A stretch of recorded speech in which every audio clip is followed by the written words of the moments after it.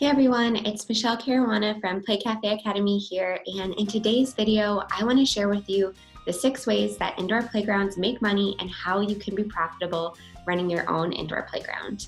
Now, one of the most common questions I get from students inside Play Cafe Academy and from other prospective owners inside my inbox is, how do we make money? So variations of this question might be, what are our revenue streams? How do they compare to one another? Is there a right model to make the most money when operating an indoor playground or a play cafe? And my answer for my specific business, which is Climbing Vines Cafe and Play, is simple. We focus on birthday parties. That's where the majority of our revenue comes from, and our birthday party packages are high-end and high margin, so they're a very profitable revenue stream for our business, and we're so proud of the experience we give all of our party clients.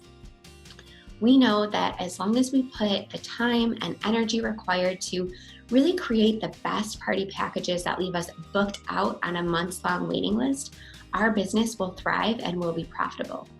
Do we have other sources of revenue? Of course we do. I do not like to have a lot of dead time at our facility, meaning that I don't like to have a lot of time where we're paying rent and utilities and insurance when we're not bringing in income. So yes, we're open 6 days a week for open play, and we do birthday parties on Friday, Saturday, and Sunday. We also have classes or events several nights per week. We do drop-off hours in the summer. We accommodate groups and field trips. We sell coffee. We sell retail, etc. On any given day, we have approximately 7 streams of revenue flowing into our business constantly. Here's the thing, all of those revenue sources come secondary to parties, and we remember it. In fact, I like to say that we treat open play as an audition for birthday parties.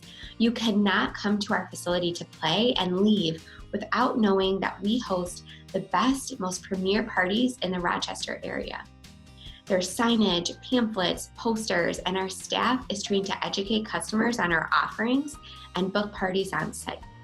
However, this is just one way to operate an indoor playground or play cafe.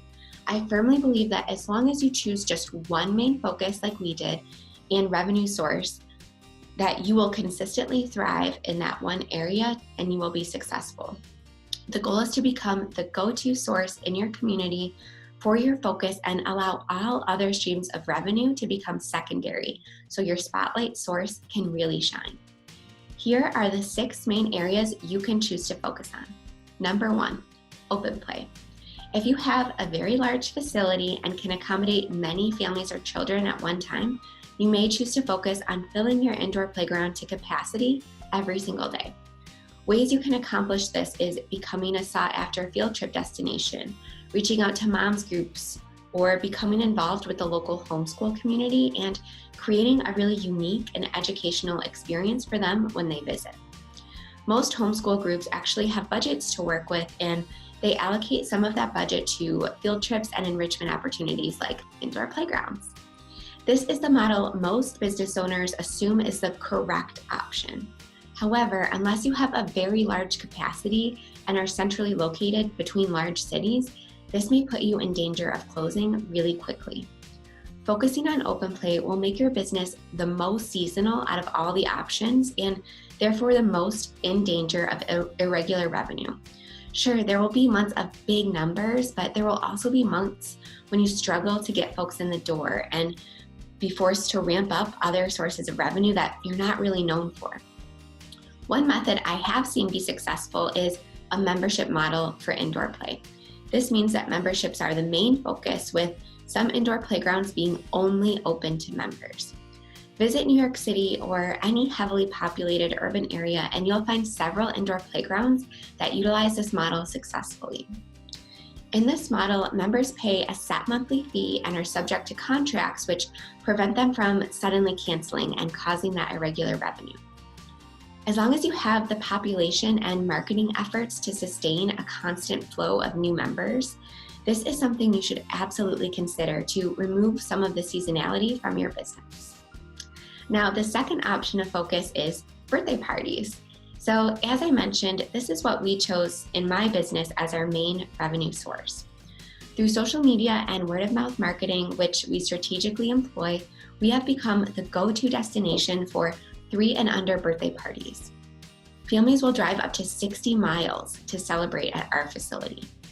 This is because I studied closely the competition in the area, and I designed our packages to be truly unique and flexible. We have the time to customize each package and communicate directly, constantly with each client because we make it a priority.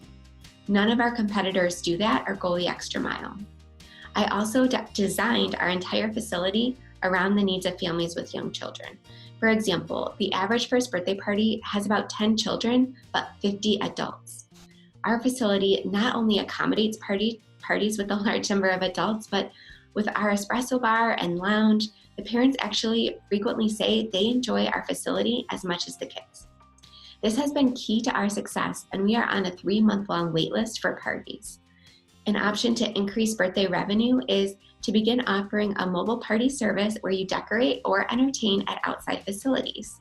This can allow small facilities like ours to have multiple events happening at once, potentially doubling revenue during each party slot. Option number 3, retail. Many indoor play spaces function primarily as a retail toy shop with both online and in-person sales. The Happy Lark is a great example of this in Texas. The indoor play space functions as a convenience and attraction to attract buyers to their toy shop. Once the owner gets families in the door to use the play space, she hopes that her unique selection of boutique toys and excellent customer service will establish her as the go-to source for gifting and toy shopping. Her sleek website and easy-to-use online sales platform certainly accomplishes this, and you can easily tell this is her focus. Even as a non-local, you can browse and make purchases from the company's unique curated selection of toys and apparel. Option number 4, food and drink. A business that focuses their food and functions primarily as a restaurant can also be successful in this industry. Lemon Tree in LA, for example, is a high-end restaurant with an indoor play space for children. They pride themselves on their food selections and ingredients, which can be enjoyed whether or not you have children. While they also focus on events and parties, they are known locally for their food service and unique dining experience.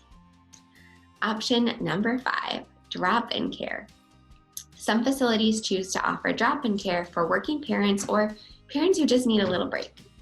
Wiggle and Work in LA is a great example of this business model. It operates like a daycare, but parents stay on site, so it's really like a co-working space with childcare built in. This model can focus either on memberships or on occasional drop-in care. As the number of companies who allow their employees to work from home increases, the need for flexible childcare is increasing as well. I expect more indoor playgrounds to focus on this specific model in the future. Option number 6, the last one, classes and education. Some indoor playgrounds choose to incorporate an accredited preschool into their facility or focus primarily on educational classes. Some may even receive state or federal funding for their educational programs. These facilities tend to focus on one style of learning, such as the Montessori method. While the demand for these programs is high and parents are willing to pay for them, these businesses will need to follow curriculum guidelines and adhere to parental expectations, which comes with a lot more pressure than just an open play facility. Even facilities who are not accredited will face plenty of competition and will need to constantly rotate and evolve their classes and curriculum to stay relevant as the go-to source for educational value. The Little Gym is a great example of a hybrid of this model and the open play membership model. So they focus on gross motor classes, but members pay monthly regardless of the number of classes they actually attend. While they found success in this model, they are consistently needing to hire and train the best staff and educate them on their teaching method to stay at the forefront of their niche and really stay competitive. As you can see, there are several different indoor playground models to choose from. The biggest mistake I see facilities make is they believe they can focus on all of the above and still be successful. However, these facilities often don't last long or They leave the owner working 60-hour weeks every single week just to maintain all their different revenue streams.